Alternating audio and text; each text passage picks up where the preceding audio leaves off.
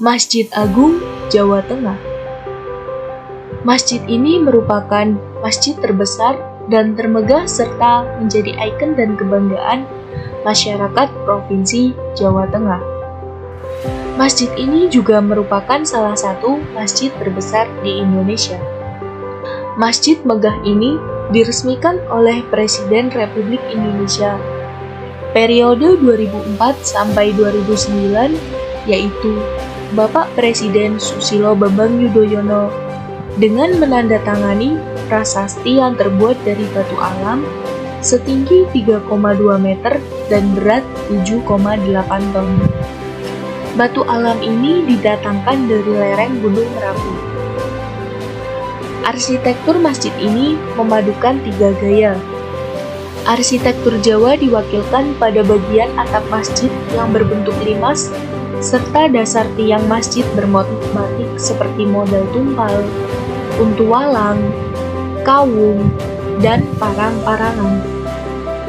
Arsitektur Arab dapat dilihat dari kubah puncak masjid dan dinding masjid yang dihiasi kaligrafi. Arsitektur Roma Yunani terlihat pada desain interior dan pewarnaan sudut-sudut bangunan. Salah satu ciri khas masjid ini adalah 6 buah payung hidrolik raksasa yang berada di teras masjid. Payung yang dapat membuka dan menutup secara otomatis ini mengadopsi model yang terdapat di Masjid Nabawi, Madinah, Arab Saudi. Dengan tinggi masing-masing 20 meter dan bentangan hingga 14 meter. Payung ini berfungsi sebagai atap kala jumlah jamaah tengah membludak. Keistimewaan lainnya adalah Menara Asmaul Husna setinggi 99 meter. Menara yang disebut dengan Al-Husna Tower ini terletak di pojok barat daya masjid dan dapat dilihat dari radius 5 km. Keberadaan menara tersebut merupakan simbol kebesaran dan kemahakuasaan Allah Subhanahu wa Ta'ala. Menara pun berfungsi sebagai destinasi wisata religi. Selain udara yang segar, teropong di menara memanjakan pengunjung, sehingga mereka dapat menikmati pemandangan indah kota Semarang dan kapal-kapal di pelabuhan Tanjung Mas. Di plaza masjid terdapat juga 25 tiang sebagai simbol 25 rasul yang membentuk satu lengkungan melingkari plaza.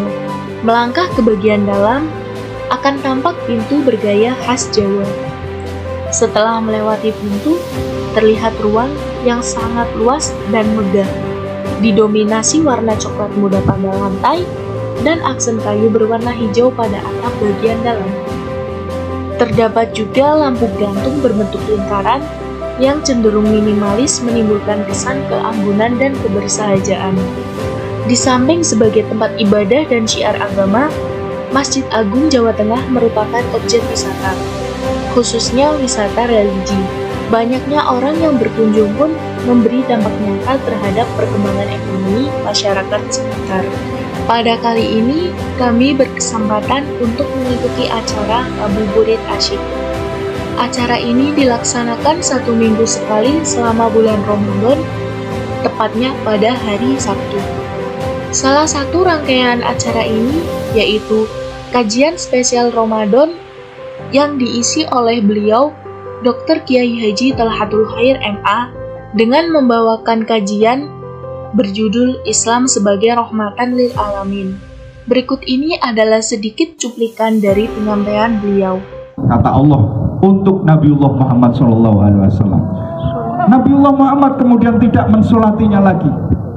Ini untuk apa? Untuk mengatakan yang benar adalah benar, yang salah adalah salah. Tetapi jiwa Rasulullah tetap akan berbuat kasih sayang. Supaya apa?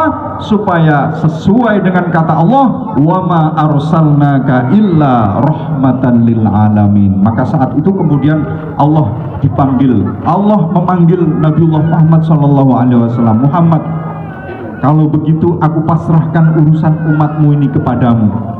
Apakah Nabiullah Muhammad juga menerima urusan ini? Untuk diampuni, untuk diadab dan lain sebagainya? Tidak. La ya Allah, la, tidak ya Allah, jangan.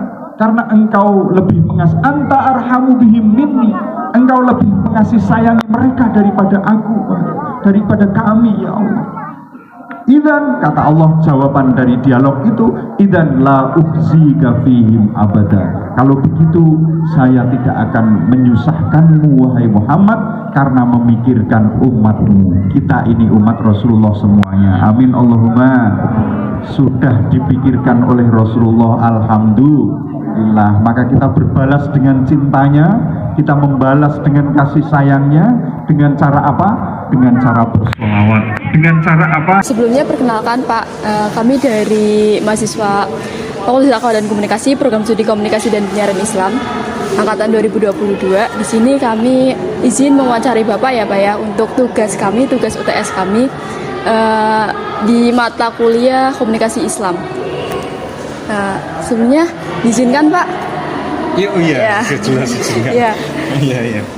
Silakan. Ya, kita mau tanya-tanya seputar tadi bahwa Bapak itu ceramah di hadapan rekan-rekan semuanya yang tadi itu gimana Pak? Sebelumnya kita mau perkenalan dulu Bapak ini siapa gitu. Silakan. Ya, saya Tolhatul Khair, salah satu penceramah di Masjid Agung Jawa Tengah. Sehari-hari saya ngajar juga di Universitas Islam Kalisongo Semarang. Terima kasih. Bapak sendiri mengampu mata kuliah apa? Mengampu mata kuliah agama, filsafat dan juga hukum Islam atau fikih. Iya. Menurut Bapak gimana Ramadan kali ini? Ramadan kali ini ada yang spesial karena kita setelah berhenti dari pandemi ya, sehingga kembali bersemangat seperti dulu sebelum pandemi, semangat dalam hal beribadah, juga semangat dalam hal menyediakan pelayanan untuk beribadah, terutama bagi pengelola tempat ibadah itu mereka bersemangat untuk melayani masyarakat dalam hal pelaksanaan ibadah. Lalu tema apa yang Bapak angkat tadi, dengan tujuan apa, goals apa yang Bapak sampaikan di sana? Ya, tema yang saya sampaikan tadi itu adalah Islam rahmatan lil alamin ya. Sebenarnya tema ini sudah sangat populer begitu karena beriringan dengan program pemerintah itu memoderasi pemahaman dan juga pengamalan agama Islam, hanya dalam bahasa lain kita bahasakan menjadi Islam rahmatan lil alamin. Sehingga dalam hal memahami Islam dan juga mengamalkan Islam, kita sesuai dengan kondisi umat Islam di Indonesia yang plural, yang majmuk gitu kira-kira, sehingga bisa saling toleran dan saling menghargai. Yang membuat Bapak itu tertarik dengan tema tersebut itu apa Pak?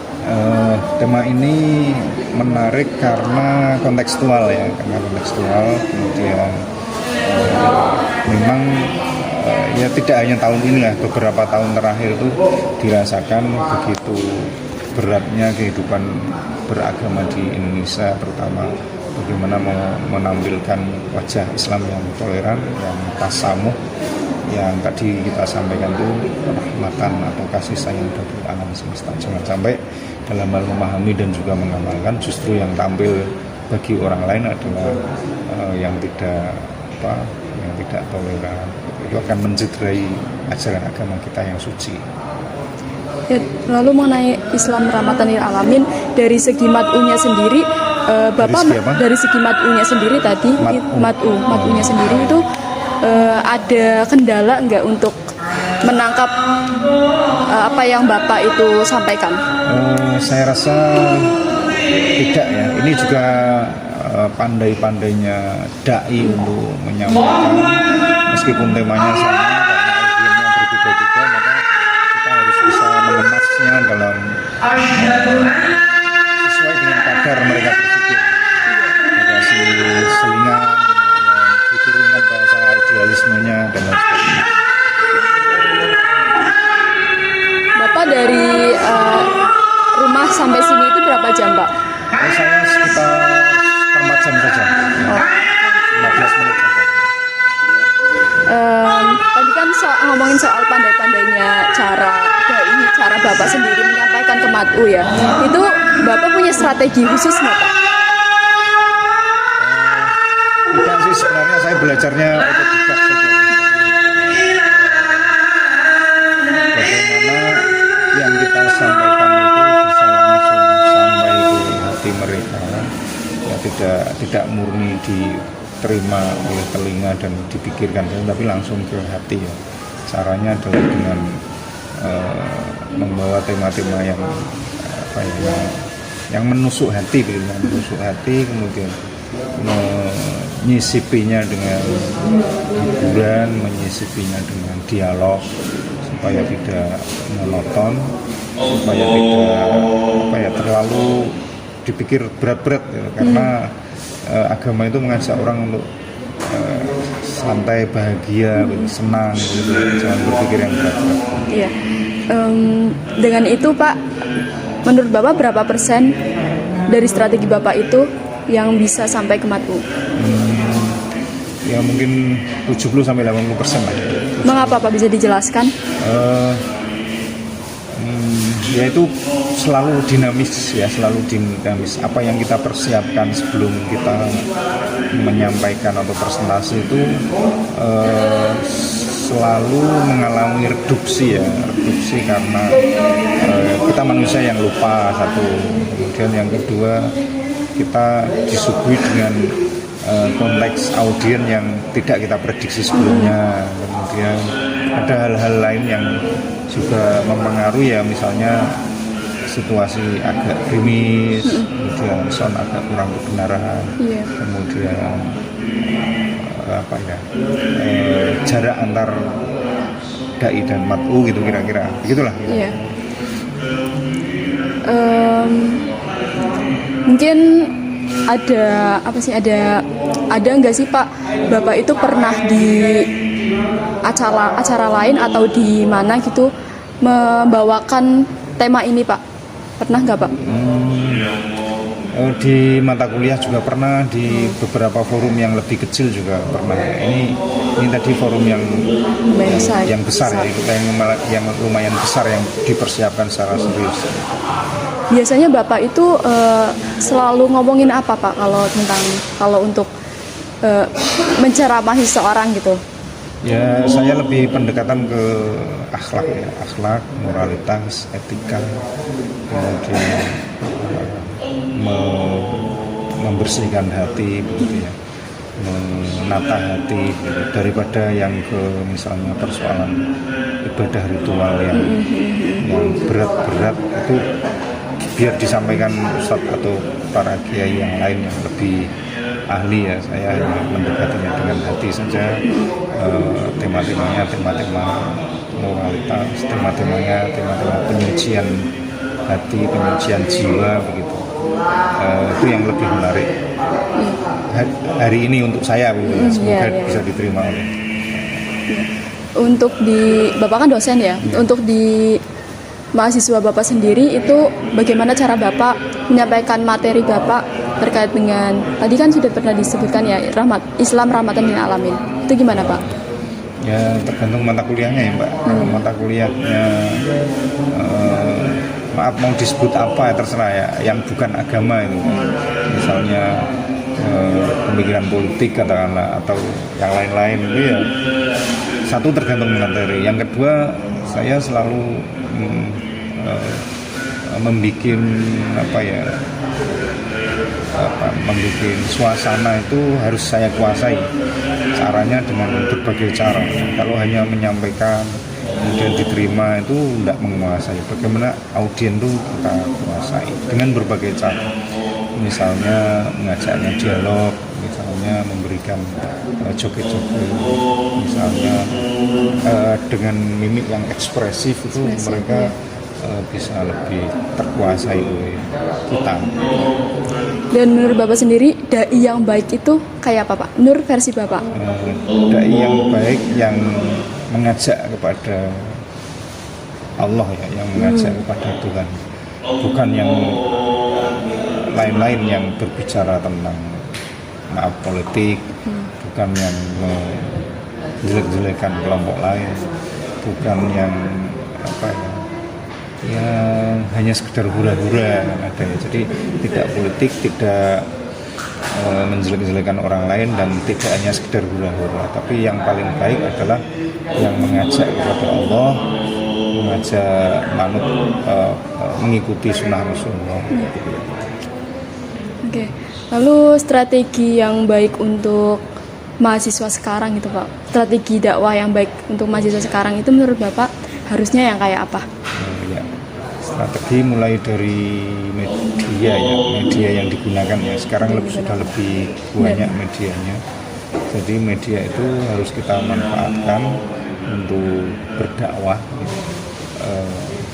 Bagaimanapun caranya, meskipun media itu juga digunakan untuk sarana yang lain, tapi kita sebagai mahasiswa alangkah sangat baiknya untuk memanfaatkan media itu untuk berdakwah sesuai dengan keahlian kita yang pertama. Yang kedua, selain media ya, bahwa mahasiswa itu punya banyak forum ya, forumnya tidak hanya di forum mata kuliah saja, tapi juga forum kegiatan ekstra, forum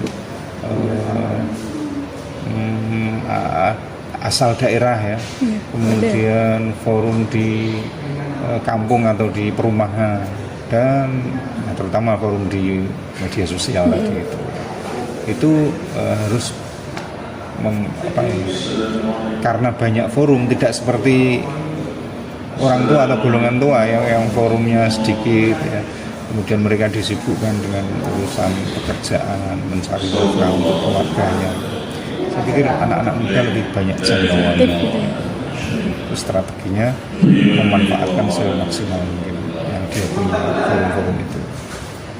Dan untuk tanggapan Bapak soal dai-dai sekarang nih yang katanya di media sosial kadang ada yang malah memecah belahkan kita gitu loh, sebagai negara yang plural, multikultural gitu. Gimana Pak tanggapannya Pak? Ya, lebih baik fokus ya kembali ke tujuan kita sebagai seorang pendai ya. Waman ahsanu qawlan mimman da'a ilallah. Tidak ada orang yang lebih baik melebihi orang yang berdakwah menuju Allah, begitu ya. Tidak ada yang lebih baik dari itu. Kita harus kembali ke menyadarkan masyarakat, menyampaikan kebaikan, mencegah kemungkaran dengan cara yang bijak. Ya, mungkin itu saja sih Pak yang bisa kita tanyakan. Maaf mengganggu waktunya ya Pak ya. Tidak, terima kasih juga saya. Mohon maaf kalau jawabannya kurang berkenan.